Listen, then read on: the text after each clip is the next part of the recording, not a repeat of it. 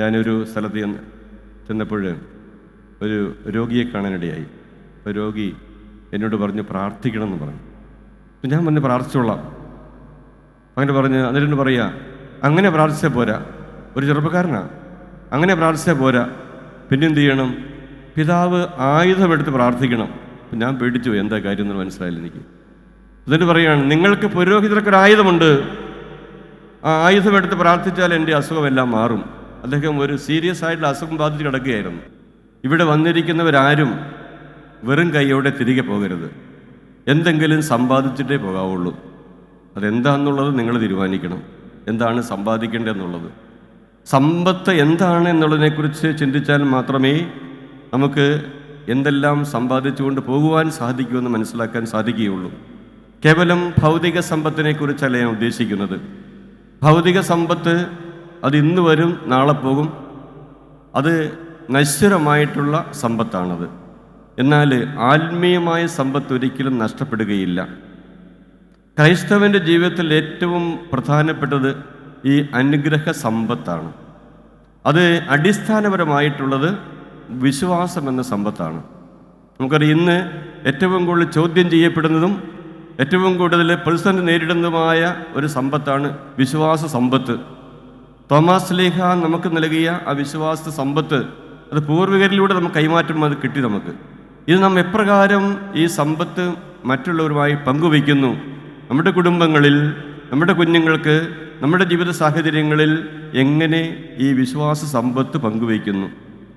ഇതിൻ്റെ പ്രത്യേകത ഈശോ പറഞ്ഞിരിക്കുന്നത് പോലെ യോഹന്നാന്റെ സുവിശേഷം 5-ാം അധ്യായത്തിൽ പറഞ്ഞിട്ടുണ്ടല്ലോ, എൻ്റെ വചനം കേൾക്കുകയും എന്നിൽ വിശ്വസിക്കുകയും ചെയ്യുന്നവന് നിത്യജീവനുണ്ട്. ഈശോയിൽ വിശ്വസിക്കുന്നവന് നിത്യജീവനുണ്ട്. യോഹന്നാന്റെ സുവിശേഷം 14-ാം അധ്യായം 1-ാം വാക്യം പറയുന്നുണ്ട്, നിങ്ങളുടെ ഹൃദയം അസ്വസ്ഥമാകേണ്ട, ദൈവത്തിൽ വിശ്വസിക്കുക, എന്നിലും വിശ്വസിക്കുക. സർവശക്തനും പിതാവുമായ ഏക ദൈവത്തിൽ വിശ്വസിക്കുക. യേശു ഏക രക്ഷകൻ എന്നുള്ള വിശ്വാസം, ഇതാണ് നമ്മുടെ അടിസ്ഥാനപരമായ വിശ്വാസം. ഈ വിശ്വാസ സമ്പത്ത് അത് മറ്റുള്ളവരുമായി പങ്കുവയ്ക്കുവാനുള്ള ഉത്തരവാദിത്വം നമുക്കുണ്ട്. അപ്പം അടിസ്ഥാനപരമായ സമ്പത്ത് എന്ന് പറയുന്നത് അനുഗ്രഹ സമ്പത്ത്, ആത്മീയ സമ്പത്ത്, വിശ്വാസമാണ്. രണ്ടാമത്തെ ആത്മീയ സമ്പത്ത് എന്ന് പറയുന്നത് വിശുദ്ധ ഗ്രന്ഥം, ദൈവവചനമാണ്. പത്രോസ് ചോദിക്കുന്നുണ്ട്, കർത്താവേ, ഞങ്ങൾ ആരുടെ പക്കൽ പോകും?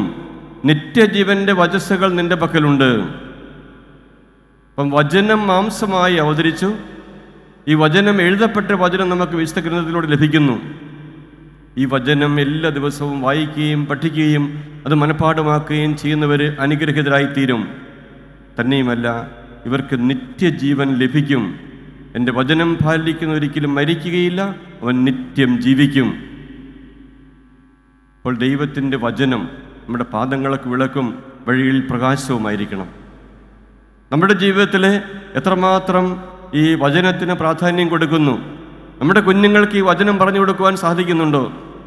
ഞങ്ങളുടെ കോതമംഗലം രൂപതയിലെ ബൈബിൾ ക്ലാസിൻ്റെ വിശ്വാസ പരിശീലനത്തിൻ്റെ ഭാഗമായിട്ട് ഫാമിലി കാറ്റക്കിസം അവർ എന്ന് പറഞ്ഞ് ശനിയാഴ്ച വൈകിട്ട് 1 മണിക്കൂർ അത് കുടുംബങ്ങളിൽ മക്കൾക്ക് ദൈവവചനം പറഞ്ഞു കൊടുക്കുവാനും വേദപാഠം പഠിപ്പിക്കുവാനും അവർക്ക് വിശ്വാസത്തെക്കുറിച്ച് പറഞ്ഞു കൊടുക്കുവാനുമുള്ള ഒരു സമയമായിട്ട് നിശ്ചയിച്ചിരിക്കുകയാണ്. ശനിയാഴ്ച 8 മുതൽ 9 വരെ വൈകുന്നേരം 1 മണിക്കൂർ ഫാമിലി കാറ്റക്കിസം അവർ. അപ്പോൾ ഈ കുട്ടികൾക്ക് നമ്മൾ വിശ്വാസം പകർന്നു കൊടുക്കുകയും ദൈവവചനം പറഞ്ഞു കൊടുക്കുകയും ചെയ്തെങ്കിൽ മാത്രമേ അവർ നല്ല വഴിയിലൂടെ പോവുകയുള്ളൂ.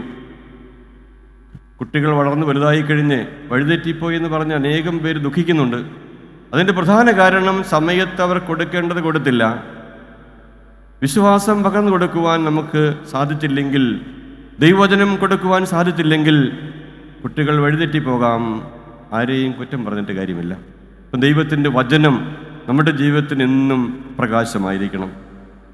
മൂന്നാമതായിട്ട് ഒരു വലിയ സമ്പത്ത്, അനുഗ്രഹ സമ്പത്ത് ദൈവം നമുക്ക് നൽകിയിട്ടുണ്ട്.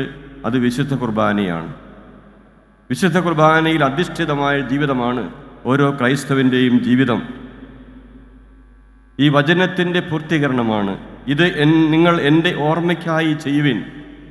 ഈ വിശുദ്ധ കുർബാനയാകുന്ന അനുഗ്രഹ സമ്പത്ത് നമ്മുടെ വ്യക്തി ജീവിതത്തിൻ്റെയും കുടുംബത്തിൻ്റെയും മൂല്യം വർദ്ധിപ്പിക്കുന്നതാണ്. അത് നമ്മുടെ മൂലധനമാണ്. അത് നമ്മുടെ ഓരോരുത്തരുടെയും ജീവിതത്തിൽ വരുത്തുന്ന മാറ്റവും നമുക്ക് ലഭിക്കുന്ന ശക്തിയും അത് മനസ്സിലാക്കി വിശുദ്ധ കുർബാനയിൽ പങ്കെടുക്കുവാനായിട്ട്, വിശുദ്ധ ദിവ്യകാരുണ്യം സ്വീകരിക്കുവാനായിട്ട് എല്ലാ ദിവസവും സാധിക്കുന്നവർ വിശുദ്ധ കുർബാനയിൽ പങ്കെടുക്കണം.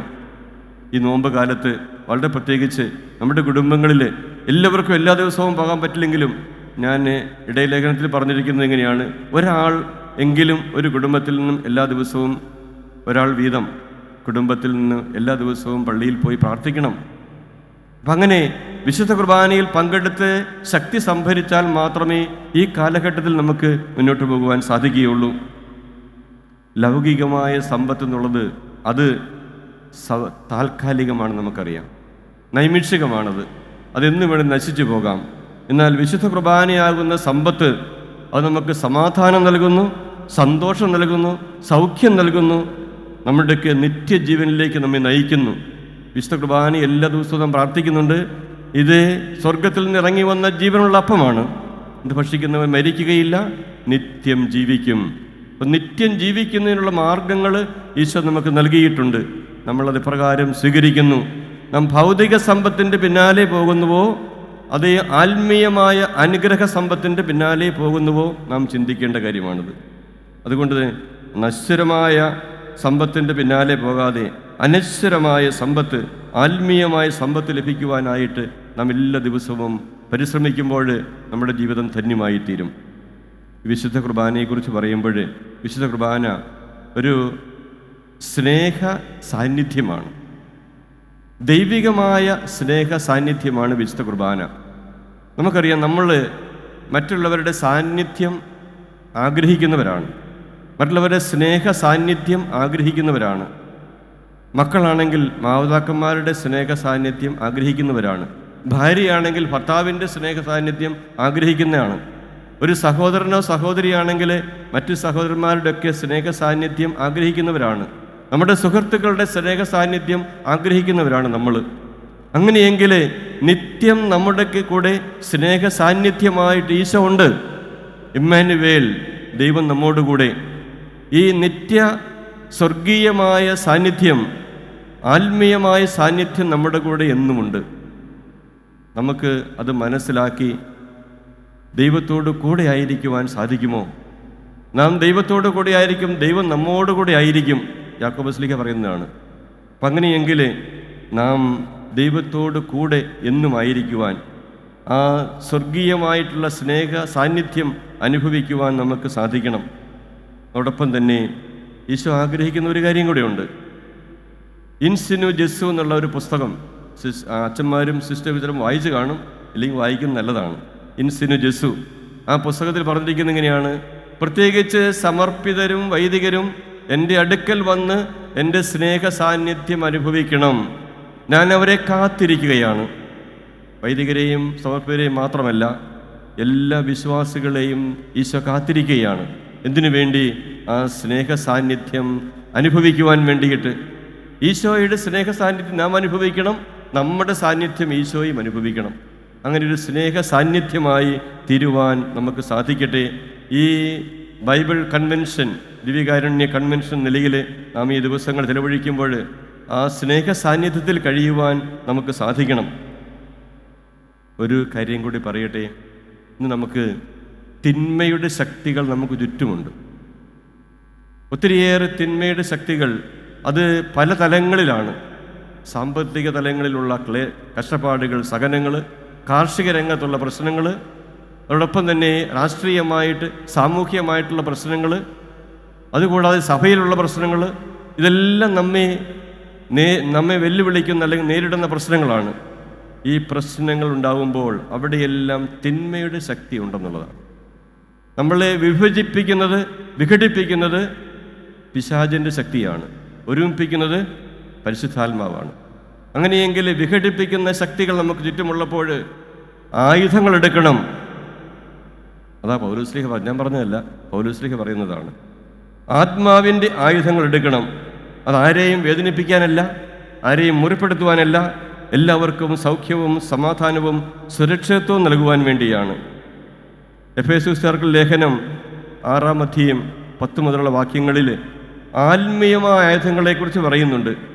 സത്യം കൊണ്ട് അരമുറുക്കണം, നീതിയുടെ കവചം ധരിക്കണം, സമാധാനമാകുന്ന പാദരക്ഷകൾ അണിയണം, വിശ്വാസത്തിൻ്റെ പരിചയം എടുക്കണം, രക്ഷയുടെ പടത്തൊപ്പി വേണം, ദൈവവചനമാകുന്ന വാളെടുക്കണം. ഒന്നോടെ കൂട്ടിച്ചേർക്കാം. അതിങ്ങനെയാണ്: വിശുദ്ധ കുർബാനയാകുന്ന വജ്രായുധം എടുക്കണം. എന്ത് പറയാൻ കാരണം, ഞാനൊരു സ്ഥലത്ത് ചെന്നപ്പോൾ ഒരു രോഗിയെ കാണാനിടയായി. അപ്പോൾ രോഗി എന്നോട് പറഞ്ഞു പ്രാർത്ഥിക്കണം എന്ന് പറഞ്ഞു. അപ്പം ഞാൻ പറഞ്ഞു പ്രാർത്ഥിച്ചോളാം. അങ്ങനെ പറഞ്ഞ് എന്നിട്ട് പറയുക, അങ്ങനെ പ്രാർത്ഥിച്ചാൽ പോരാ, ഒരു ചെറുപ്പക്കാരനാണ്, അങ്ങനെ പ്രാർത്ഥിച്ചാൽ പോരാ, പിന്നെന്ത് ചെയ്യണം? പിതാവ് ആയുധമെടുത്ത് പ്രാർത്ഥിക്കണം. അപ്പം ഞാൻ പേടിച്ചു, എന്താ കാര്യം എന്ന് മനസ്സിലായില്ല എനിക്ക്. എന്നിട്ട് പറയുകയാണ്, നിങ്ങൾക്ക് പുരോഹിതർക്കൊരു ആയുധമുണ്ട്, ആ ആയുധമെടുത്ത് പ്രാർത്ഥിച്ചാൽ എൻ്റെ അസുഖമെല്ലാം മാറും. അദ്ദേഹം ഒരു സീരിയസ് ആയിട്ടുള്ള അസുഖം ബാധിച്ച് കിടക്കുകയായിരുന്നു. എന്നോട് പറഞ്ഞു, വിശുദ്ധ കുർബാനയാകുന്ന വജ്രായുധം എടുത്ത് പ്രാർത്ഥിച്ചാൽ എൻ്റെ അസുഖം മാറും. ഞാൻ പറഞ്ഞു ചെയ്യാം. പിറ്റേ ദിവസം ഞാൻ പ്രാർത്ഥിച്ചു, കുർബാന ചൊല്ലി പ്രാർത്ഥിച്ചു. അതിൻ്റെ അടുത്ത ദിവസങ്ങളിലും പ്രാർത്ഥിച്ചു. ഏതായാലും 5 ദിവസം കഴിഞ്ഞപ്പോൾ അദ്ദേഹം എന്നെ വിളിച്ചു പറയുകയാണ്, പിതാവേ, അസുഖം കുറഞ്ഞു. പിന്നെ 2-3 ആഴ്ച കഴിഞ്ഞപ്പോൾ എൻ്റെ അടുത്ത് വന്നു, പൂർണ്ണ സൗഖ്യം നേടിയെന്ന് പറയും. അദ്ദേഹം പറഞ്ഞതാണ്, നിങ്ങൾക്ക് വൈദികർക്കൊരു വജ്രായുധമുണ്ട്. വജ്രായുധത്തിൻ്റെ പ്രത്യേകത അറിയാവോ? മറ്റെല്ലാ ആയുധങ്ങളും പരാജയപ്പെട്ടാലും ഇത് പരാജയപ്പെടുകയില്ല. വിശുദ്ധ കുർബാന എന്ന വജ്രായുധമെടുത്ത് പ്രാർത്ഥിച്ചാൽ അവിടെ സൗഖ്യം കിട്ടും, തിന്മയുടെ ശക്തികൾ അകന്നു പോകും, ജീവൻ ലഭിക്കും. ഞാൻ വന്നിരിക്കും ജീവൻ ഉണ്ടാകുവാനും അത് സമർത്ഥമായി ഉണ്ടാകുവാനുമാണ്. നിത്യജീവൻ ലഭിക്കുവാനുള്ള അവസരം നമുക്ക് ദൈവം തന്നിരിക്കുന്നു. വിശ്വാസമാകുന്ന സമ്പത്ത്, ദൈവവചനമാകുന്ന സമ്പത്ത്, വിശുദ്ധ കുർബാനയാകുന്ന സമ്പത്ത്, ഇത് നമ്മൾ നമ്മുടെ ജീവിതത്തിൽ സ്വീകരിച്ച് വിശുദ്ധിയിലേക്ക് വരുമ്പോൾ നിത്യജീവിതത്തിന് അർഹരായിത്തീരുന്നു. നമ്മുടെ ജീവിതം ഈ ലോകം കൊണ്ട് അവസാനിക്കില്ല. ഇവിടെ എല്ലാവർക്കും എന്നും ഇരിക്കാൻ പറ്റത്തില്ല. നമ്മുടെ ജീവിതം നിത്യജീവിതത്തിൽ എത്തിച്ചേരേണ്ടതാണ്. അതിനുള്ള മാർഗമാണ് ഈശോ പറയുന്നത്, എന്നിൽ വിശ്വസിക്കുക, എൻ്റെ വചനം പാലിക്കുക, എൻ്റെ ശരീരരക്തങ്ങൾ സ്വീകരിക്കുക, നിങ്ങൾക്ക് നിത്യജീവൻ ലഭിക്കും. അപ്പം അതുകൊണ്ട് ദൈവം നൽകിയിരിക്കുന്ന ഈ അവസരം, സമ്പത്ത്, അനുഗ്രഹം സ്വീകരിച്ച് വിശുദ്ധിയിൽ ജീവിച്ച് ജീവിത നവീകരണം പ്രാപിച്ച് നിത്യജീവൻ അവകാശമാക്കുവാൻ നമുക്ക് ഏവർക്കും സാധിക്കട്ടെ.